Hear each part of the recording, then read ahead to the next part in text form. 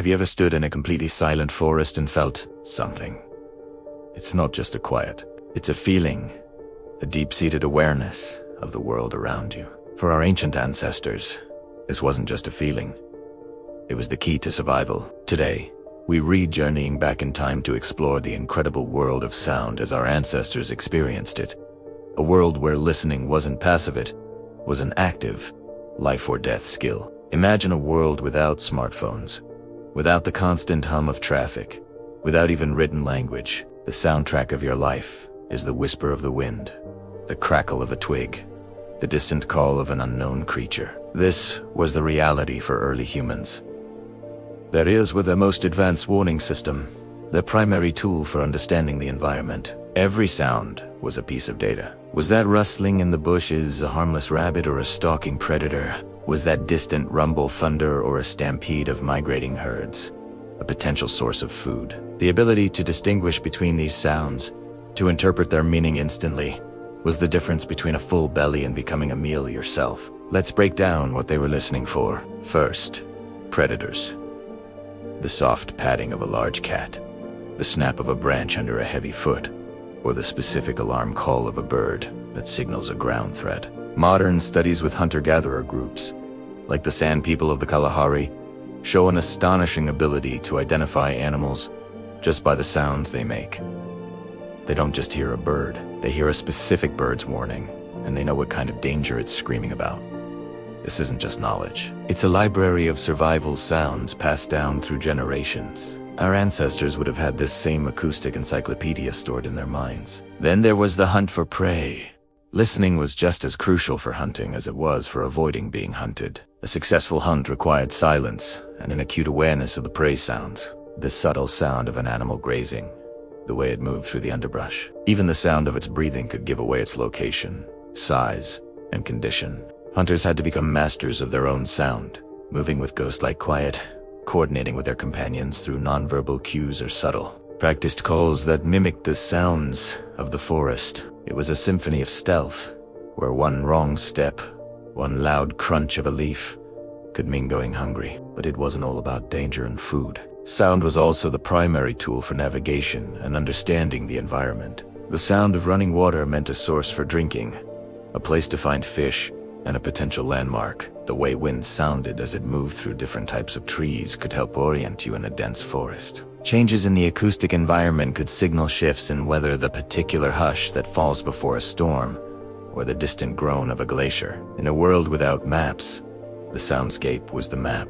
Our ancestors read this auditory landscape with a proficiency we can barely imagine today. And what about communication? Before complex language evolved, vocalizations were everything. Grunts, clicks, calls, and shouts conveyed emotion, intention, and information. A sharp cry could warn the entire tribe of danger. A soft coo could soothe an infant. A rhythmic chant could unify a group for a hunt or a ritual. Sound was the social glue that held early human societies together. It's believed that music itself may have originated from these early communal vocalizations. Think about the power of a shared rhythm, a synchronized chant around a fire. It builds a sense of belonging, of shared purpose.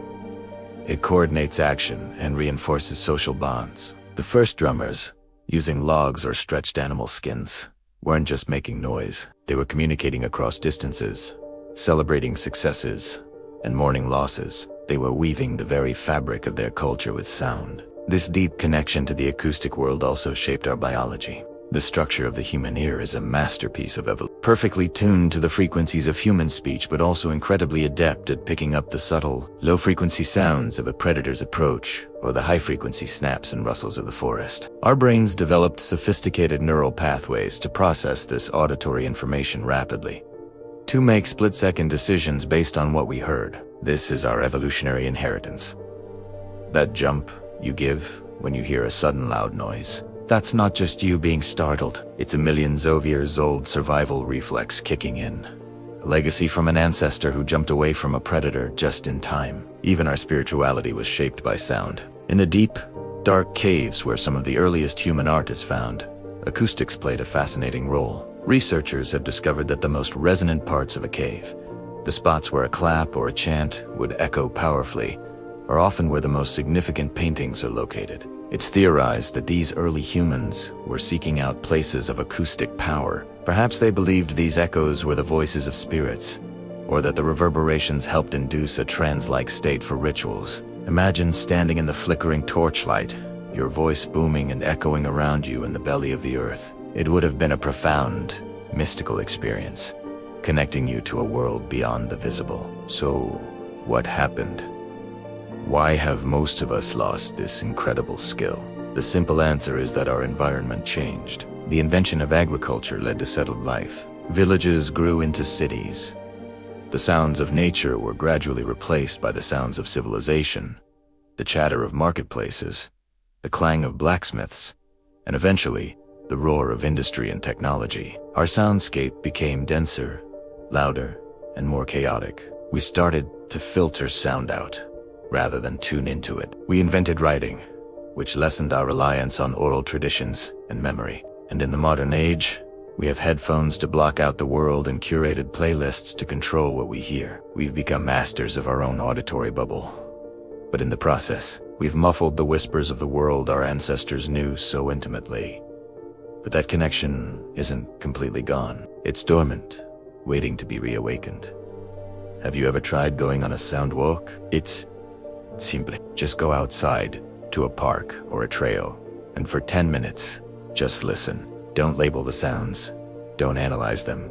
Just let them wash over you. Try to hear the furthest sound, then the closest. Notice the layers, the wind, the distant traffic, the bird above you, the insect next to your foot. It's a form of meditation, a way to reconnect with this ancient human skill. You might be surprised at what you notice, at how much information is flowing into your ears every second that you normally filter out. The story of how our ancestors listened is more than just a history lesson. It's a reminder of a sensory capacity that still lies within us. It's a story about what it means to be truly present, to be a part of the environment rather than separate from it. They listened not just with their ears, but with their entire bodies, feeling the vibrations through the ground, sensing the shift in the air. For them, the world was a living, breathing symphony of information, and learning its music was the art of survival. The echoes of their world are still here, if we just take the time to quiet down and listen. Thanks so much for joining this journey back in time.